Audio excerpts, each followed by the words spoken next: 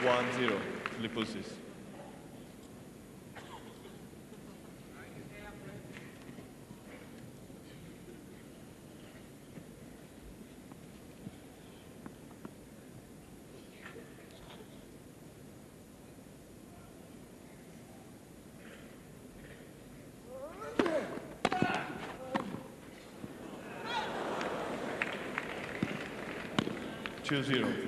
Well, I just wondered whether the slip and the exclamation from Philippoussis as he slipped might just have disturbed Kavalnikov's concentration. Certainly not deliberate.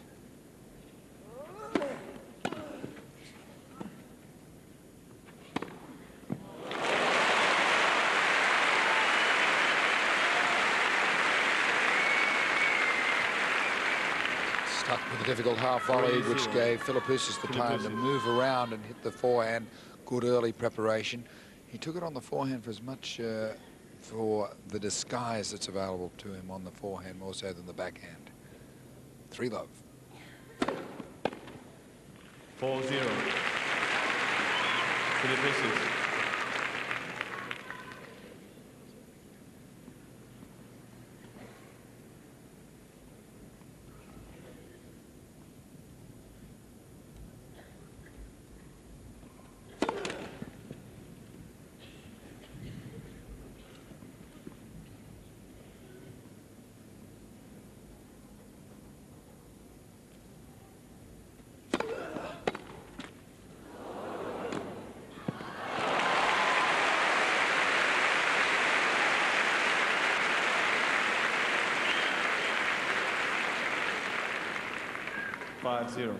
Philippoussis.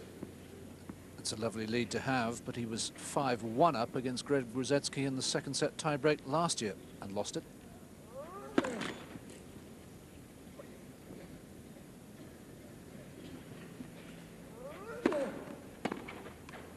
Philippoussis.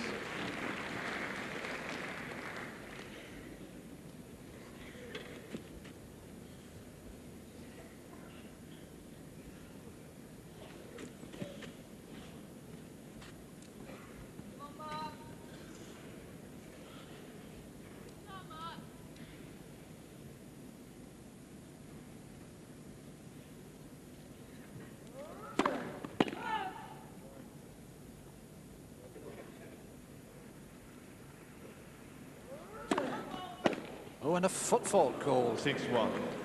On the second serve, so that's a 13th double fault for Kavalnikov and 5 set points for Philippoussis.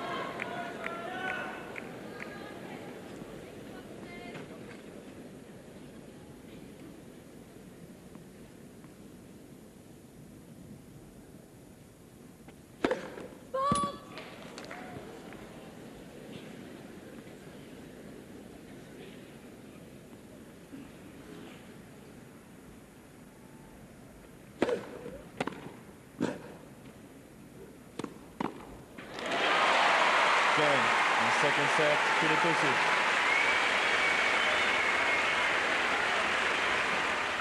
So Kavalnikov missed his chance, and that turned the match Philippoussis' way. He won the third set 6-4, and here is match point in the fourth. That didn't take long. Philippoussis winning the fourth set 6-2 to go through to the second round. 7-6, 6-4. Kavalnikov once again out in the first round as he was 2 years ago. But Pam, it wasn't really a surprise in a way. I mean, Philippoussis is unseeded, but he's dropped in the rankings from last year. Oh, a real danger. You know, you always on the men's side have 2 or 3 of these first-round clashes that you just, wow. And Kavalnikov had one 2 years ago with Henman. So he's had a couple of tough first rounds at Wimbledon, but still, Kavalnikov seeded 7. You'd expect him to certainly serve better. 22 double faults. I think he was broken 7 times. It's a tough day. Yes, you can't really come back from that on it.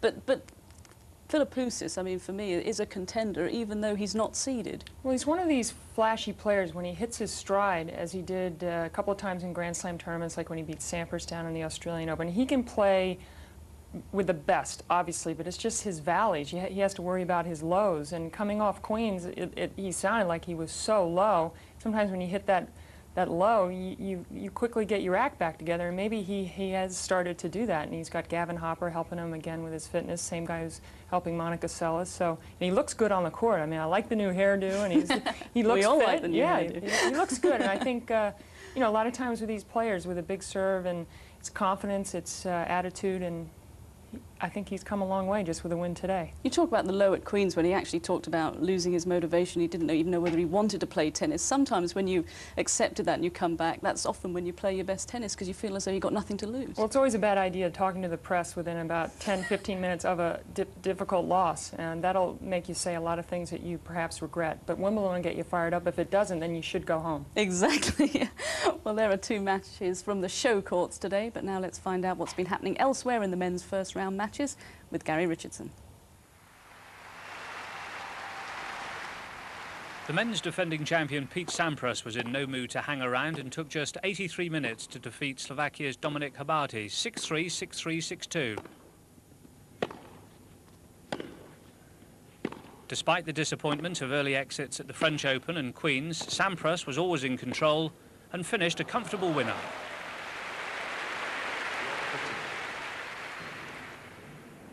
11,500 spectators were on court 1, and just about all of them appeared to be supporting the former champion Andre Agassi.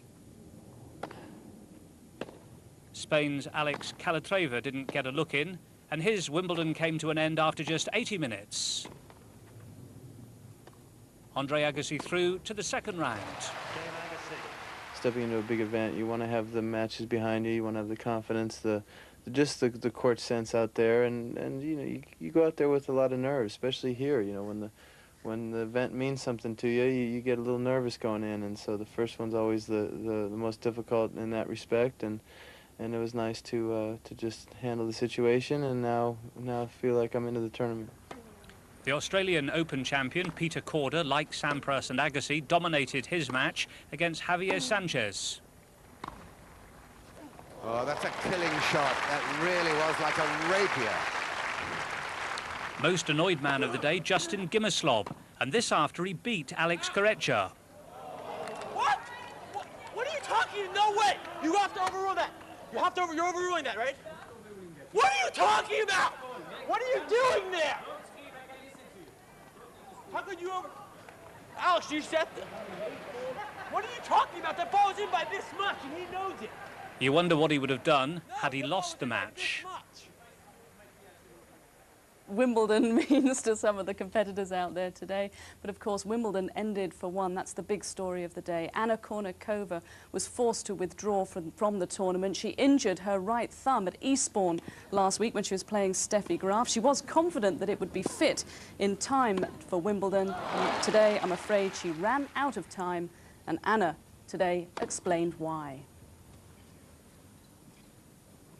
I saw the doctors and they said that it's much better for me to rest it. If I would rest, it would get better. So I tried to rest it, hoping it would get better. But I guess it didn't, so... Did the doctor tell you not to play, or did you decide yourself not to play? So Anna forced to withdraw. That's a big loss to the tournament, Pam. Well, it is. Last year, semi-finalist here, losing to Hingis, and with a great year, just inside the top 10 now. It's very disappointing, but if ever there's a year where the women's draw can handle a loss from a top name, it's this year. I mean, the draw is so solid, very deep, and certainly going to miss Kournikova, but so many other great players out there. Yeah, I mean, looking at that fall, it didn't actually look that bad, but sometimes when you jam the thumb, I suppose it really can hurt. Oh, and the thumb's really the most important thing. I mean, that's how you grip it. And but she actually finished the match. That happened in the 7th game of the final set, but I presume after, sleeping on it and that, the swelling happened. Well, and I think they made the right decision. As I said earlier, with the injury with Ruzetsky, he should go for it, whereas Kournikova, at just 17, she shouldn't risk it. Tough decision, but the right one. But I mean, Kournikova is so good for the women's game, or so good for the fans. I mean, we saw last year she was such a big hit here, and the fans will miss her, even if the tournament, the players wouldn't. Yeah, they will, and actually, I suppose she's pulled out of doubles as well. Sometimes these injuries, a couple of days later, it's a little bit better. I don't know whether or not she pulled out as well the doubles, because she could request a late start, but that probably is the last that we'll see of her this year at Wimbledon. But for about the next 15 years, I like her chances of spending a lot of time out here. Certainly after that win against Graf, I certainly think so as well. Anyway, talking of Graf, the centre court today, welcome back to one of its old favourites. Well, not too old, she's only 29, but she's won the tournament 7 times.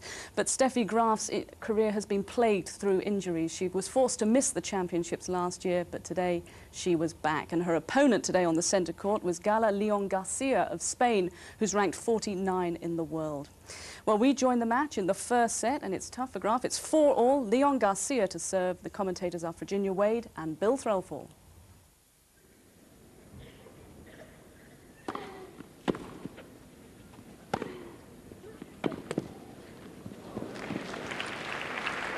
Fifteen.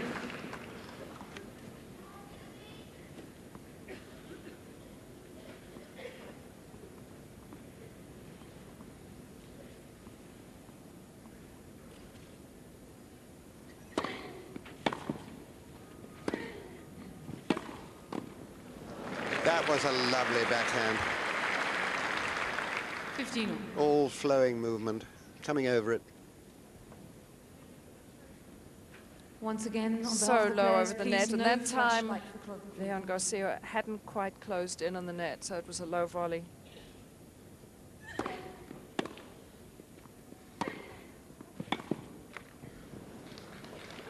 $30.50.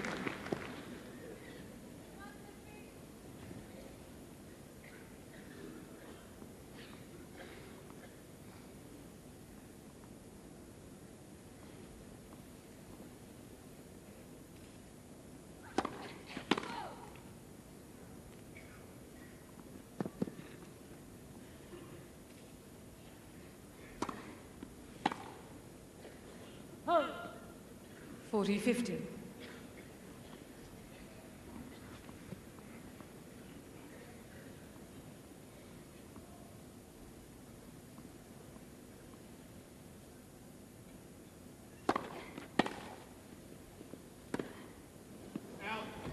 $40.30. That's almost the first sort of quite bad error she's made.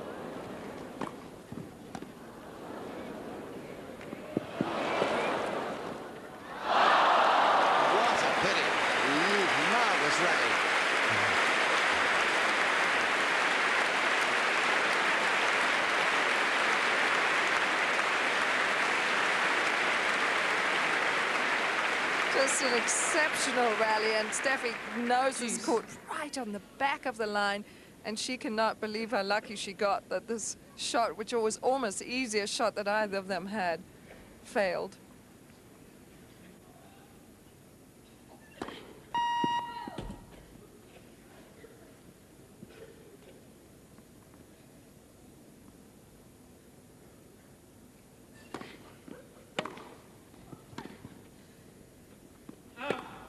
Advantage, Miss Graf. Now here is a crucial point. 4-all, break point, first set.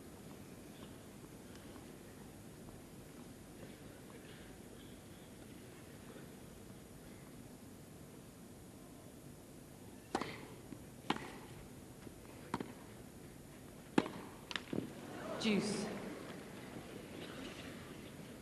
Just didn't adjust enough for moving back a couple of yards behind the baseline. Forgot to lift it that extra few inches.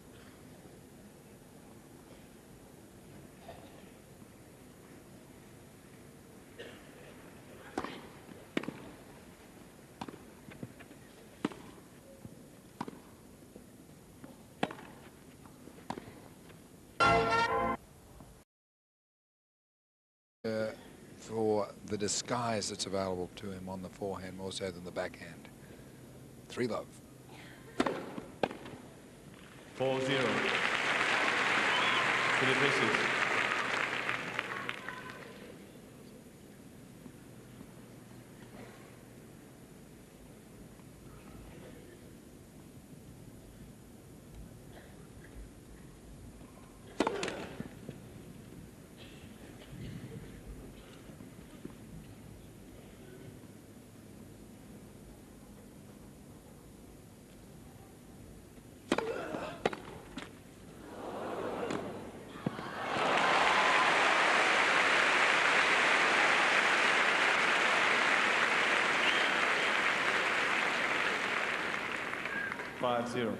Philippussis.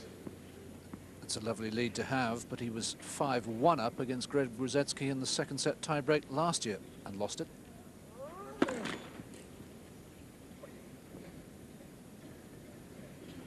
Philippussis. Well, I just wonder whether the slip and the exclamation from Philippussis as he slipped might just have disturbed Kavalnikov's concentration. Certainly not deliberate.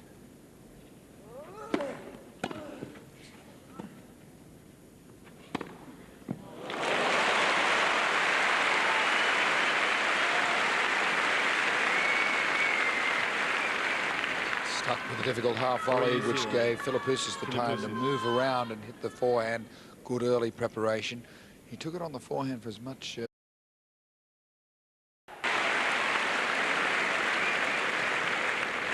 1-0. Philippussis.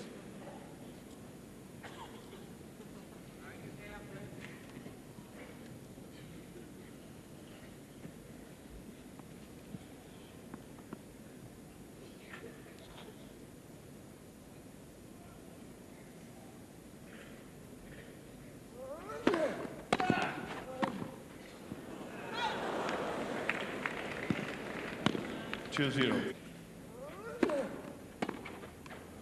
5-1. Philippussis.